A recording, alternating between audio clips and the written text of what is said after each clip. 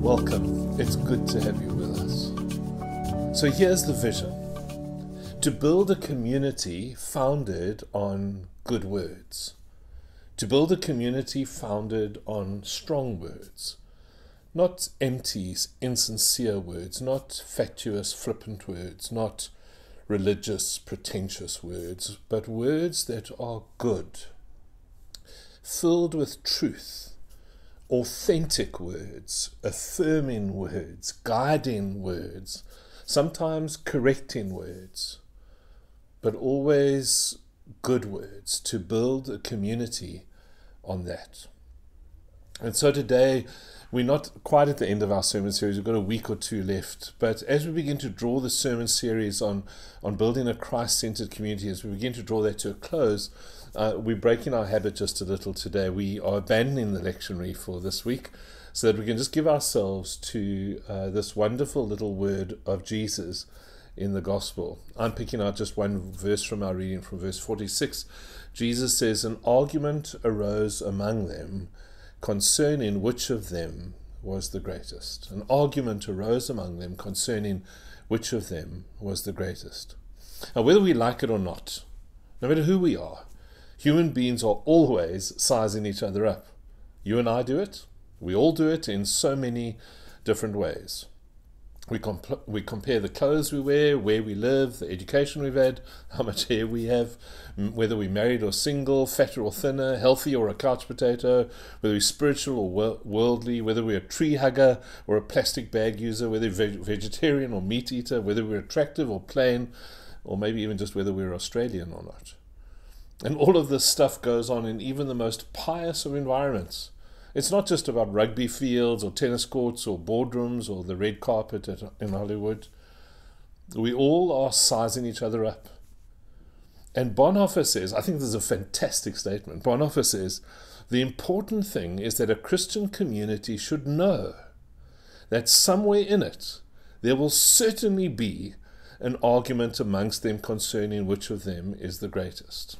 There will certainly be, in our community of faith, there'll be someone or a whole bunch of people arguing in some way, even perhaps unconsciously, who is the greatest.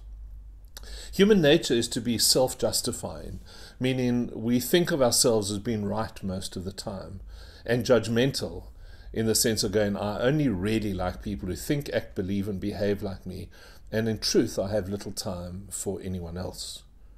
And those two things, to be self-justifying and to be judgmental, are the very opposite of what is needed to be a Christ-centered community. A Christ-centered community depends on people who know that they live deeply in need of grace. In other words, they know that everyone falls short of God's glory, but them especially so. They are the chief of sinners.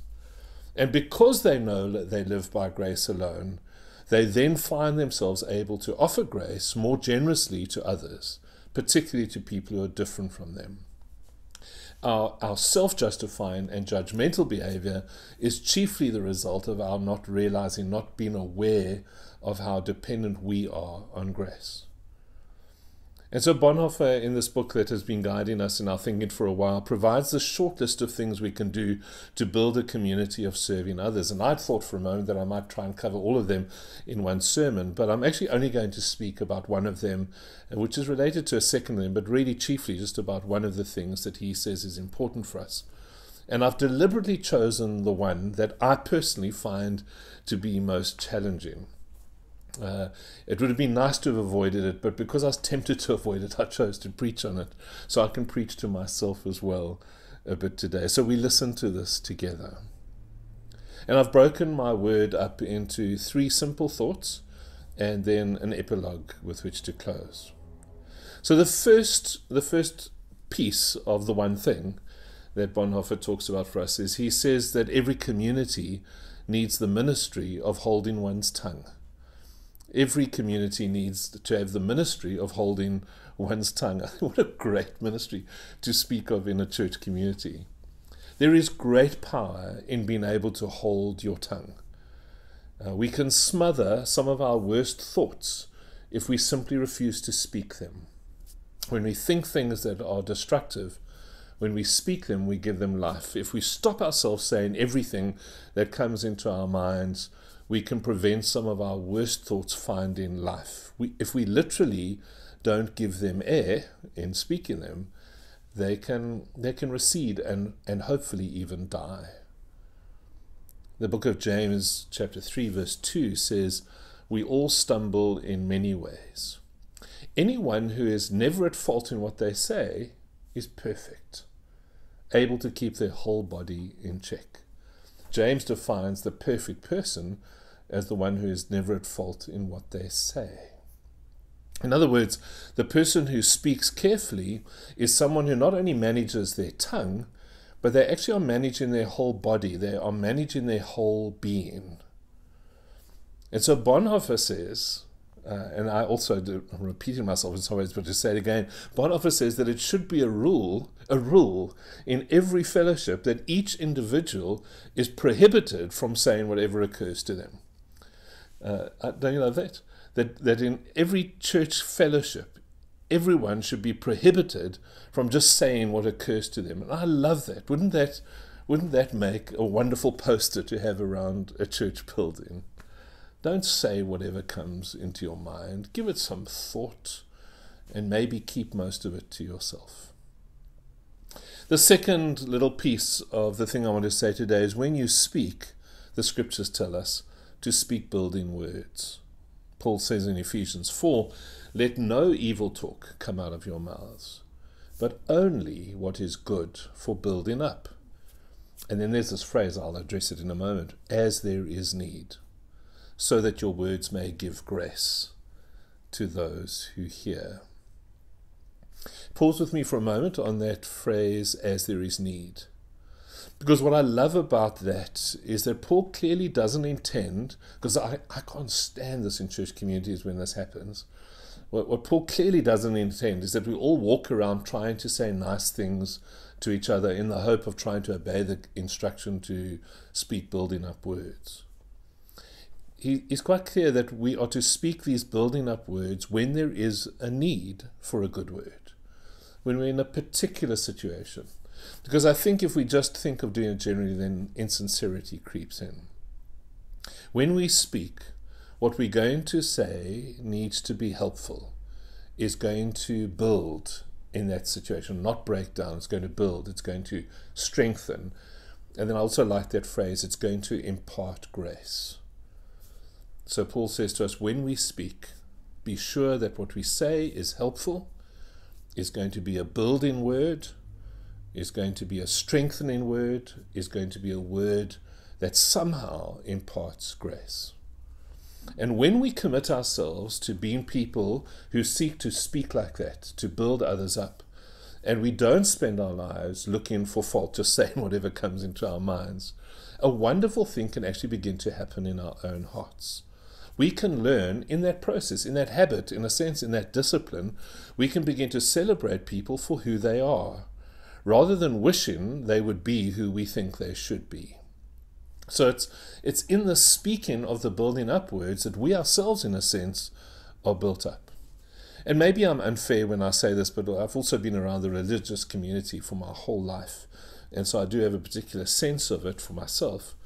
But I think religious people have an overly heightened sense of telling people who or what they ought to be. I think it's one of the marks of, and I think certainly the world looks at the Christian community and things like that, we can have a posture of telling people that they ought to be different. But when we learn the language of building others up, we not only strengthen them, as I said, we actually end up strengthening ourselves. We are transformed into ever increasingly accepting and less judgmental kinds of people. Just remember, God doesn't need your help or mine to change other people. Changing people is His work. It's not ours. Our responsibility, says Paul, is to speak words that strengthen and build and impart grace. And the third piece of the pie, as it were, of the puzzle of the thing that I wanted to say today is that, and this is too long a sentence, I know, but it's so important. I think it's such a key insight. And I want to say this, it might feel a bit dramatic, but our whole salvation is wrapped up in our ability to speak good words. If Paul's writings are to be believed, then our whole salvation is wrapped up in our ability to speak good words. Let me explain what I mean. Christian community depends entirely upon all of us having the capacity to speak words which are good for building up. If no one spoke building up words, if no one spoke good words, there would be no community. And so in 1 Corinthians 12, Paul writes, those parts of the body that seem to be weaker are indispensable, and the parts we think are less honorable, we treat with special honor. I mean, it's a common saying. You hear it in business places, you hear it in churches, you hear it all over the place. We love to say, because in many ways it's true, we love to say to one another, no one is indispensable. But Paul says quite clearly, quite plainly, that in the body of Christ there are people who are indispensable. And he adds, and there are people who are deserving of special honor. And those people are the ones to whom we need to be particularly deliberate in speaking good words. Because for those who seem to be weaker, if we are not trained, if we are not given to speaking good words and developing a community in which we do speak good words to those who seem weaker, there will be no Christian community. It might be we end up being a club, might be we end up being something else, I don't know what it might be, but it won't be the body of Christ unless we have learned to speak good words. So can I say again, this is an important and significant observation and a thing for everyone who cares about the body of Christ to hold on to. Our failure to speak good words is not just a failure in kindness. It entirely dismantles the community of faith. Where we do not have a culture of speaking good words, we do not have the body of Christ. There is no Christ-centered community where good words are not spoken. I want to conclude today with just a short epilogue. My friend Trevor Hudson said once that he realized how deeply his life had been affected by sentences. Sentences. A sentence that had been spoken to him, or a sentence that had been spoken over him. And he said that he's only ever asked 3 people to speak a word, a sentence, to him. He said in the course of his life there have been hundreds of people who have spoken sentences to him which he never asked for. But there have been these 3 sentences which have been key, shaping, forming in Trevor's life. And I think many of you will know what he means when he says that. I remember some of the life-changing sentences which have been spoken in my life. And I also remembered some sentences which perhaps one wouldn't describe as necessarily life-changing, but they certainly were life-affecting. They had great value, great meaning for me, and I cherish them still to this day. And it's quite a thing when someone becomes the agent of God to speak a word like that over your life. By the way, I do want to say that my experience of people speaking words like that is they never say to you, here's a word from God for you. I'm always a little cautious about it when people say that to me. Those words have typically come simply in the midst of a conversation, in the midst of talking together. And a word comes, and I'm convinced, inspired by the Spirit. And it settles in your heart. And you receive it. It impacts you as a word from God. And Bonhoeffer says to us, it is inconceivable that the things that are of utmost importance to each individual should not be spoken by one to another. In other words, we should be in the kind of community where people are speaking words of the utmost importance to us and around us. In the Christian community, we have the opportunity, and maybe opportunity isn't the right word, it might be that the better word is the word responsibility. We have the responsibility to speak things of the utmost importance to each other. There might be very few places in the world where people speak in such a fashion to one another, perhaps nowhere else in the world. And I want to be clear, because I've steered clear of it in my word today, but I do want to put this in before we go, that sometimes those words of utmost importance might be difficult words. They might be correcting words. They might be words that aren't always easy to hear.